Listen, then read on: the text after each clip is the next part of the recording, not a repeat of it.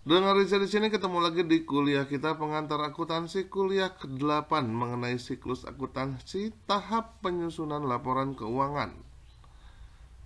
Dalam hal ini adalah menyusun neraca lajur atau worksheet. Sebelum kita mulai videonya, ada baiknya untuk diklik tombol subscribe-nya dan diklik loncengnya agar selalu mendapatkan notifikasi dari kuliah-kuliah kita selanjutnya. Selanjutnya kita akan membahas pengertian neraca lajur, pembuatan neraca lajur, proses penyusunan neraca lajur, dan bentuk-bentuk neraca lajur, serta membuat neraca lajur. Neraca lajur adalah suatu kertas berkolom-kolom atau berjalur-jalur yang dirancang untuk menghimpun semua data akuntansi yang dibutuhkan pada saat perusahaan akan menyusun laporan keuangan dengan cara yang sistematis. Neraca lajur. Fungsi dari neraca lajur yaitu memudahkan penyusunan laporan keuangan. Yang kedua, meminimalkan risiko kesalahan. Bukan merupakan laporan formal dan lazim dibuat di sistem manual dan tidak harus dibuat di sistem yang berbasis dengan komputer. Tujuan pembuatan neraca lajur adalah sebagai berikut. Yang pertama adalah untuk memudahkan menyusun laporan keuangan. Yang kedua, untuk menggolongkan dan meringkas informasi dari neraca saldo dan data penyesuaian sehingga merupakan persiapan sebelum disusun laporan keuangan yang formal. Dan yang ketiga, untuk mempermudah menemukan kesalahan yang mungkin dilakukan dalam membuat jurnal penyesuaian. Proses penyusunan neraca lajur yang pertama adalah masukkan saldo-saldo akun buku besar ke dalam kolom neraca saldo pada formulir neraca lajur. Selanjutnya, masukkan ayat-ayat jurnal penyesuaian ke dalam kolom penyesuaian. Yang ketiga, mengisi kolom-kolom neraca saldo setelah disesuaikan. Yang keempat, memindahkan jumlah-jumlah yang ada di kolom dalam laba dan rugi atau kolom-kolom neraca.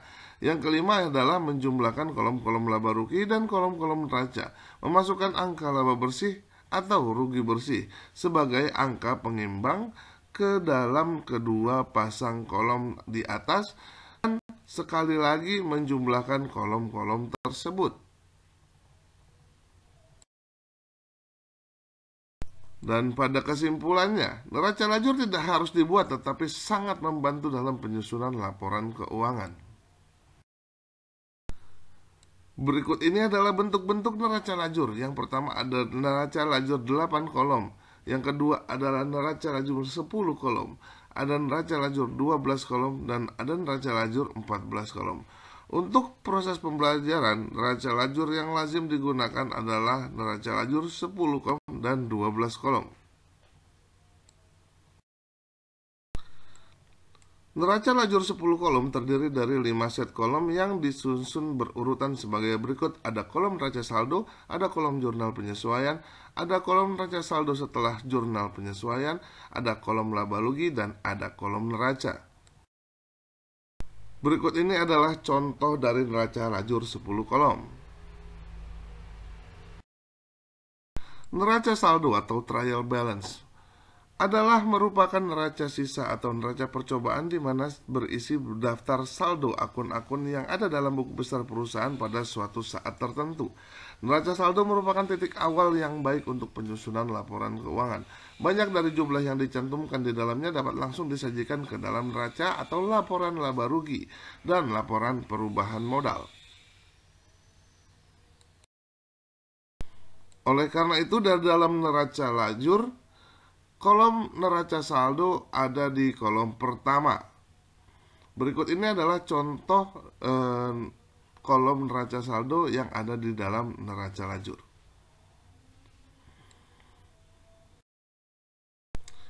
Jurnal penyesuaian.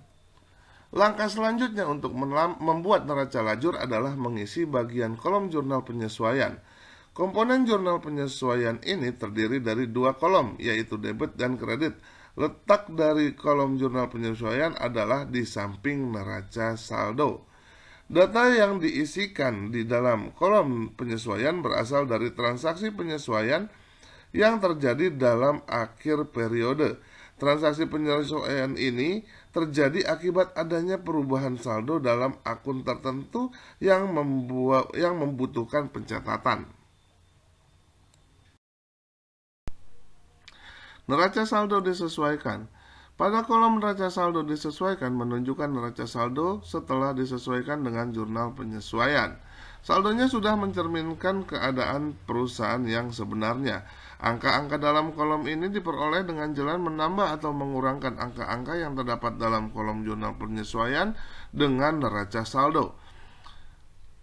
Saldo akun-akun yang tidak terpengaruh oleh jurnal penyesuaian langsung dipindahkan ke kolom neraca saldo disesuaikan. Berikut ini adalah contoh penulisan pada kolom neraca saldo setelah disesuaikan yang terdapat di kolom setelah jurnal penyesuaian. Angka-angka ini adalah penjumlahan antara neraca saldo dengan penyesuaian. Jika tidak ada penyesuaian, maka tinggal dipindahkan saja ke neraca saldo setelah disesuaikan. Selanjutnya adalah kolom neraca dan laba rugi.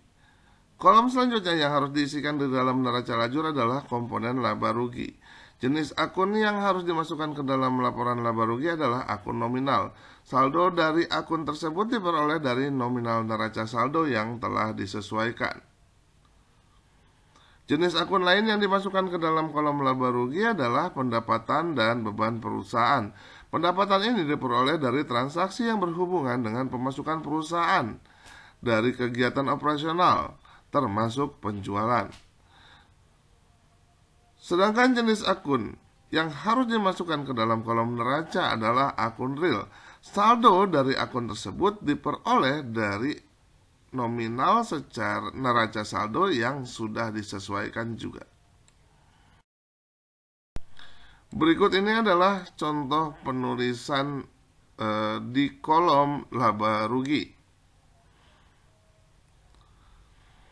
Yang dimasukkan di sini adalah pendapatan bunga, dan beban-beban lain sebagainya yang termasuk ke dalam akun nominal.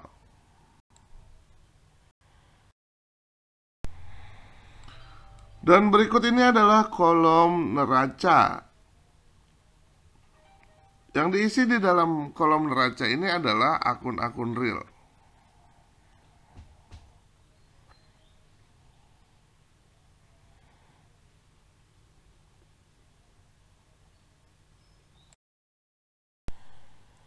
Selanjutnya adalah kuis yang harus dikerjakan dan dikumpulkan pada hari ini juga. Terima kasih.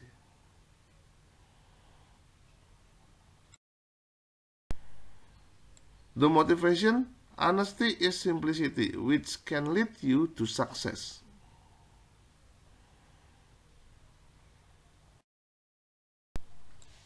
Sekian kuliah kita kali ini, semoga bermanfaat buat kita semua. Keep your spirit to learn more. Please like, share, and comment. Dan jangan lupa untuk diklik tombol subscribe-nya dan diklik loncengnya agar selalu mendapatkan notifikasi dari kuliah-kuliah kita selanjutnya. Terima kasih.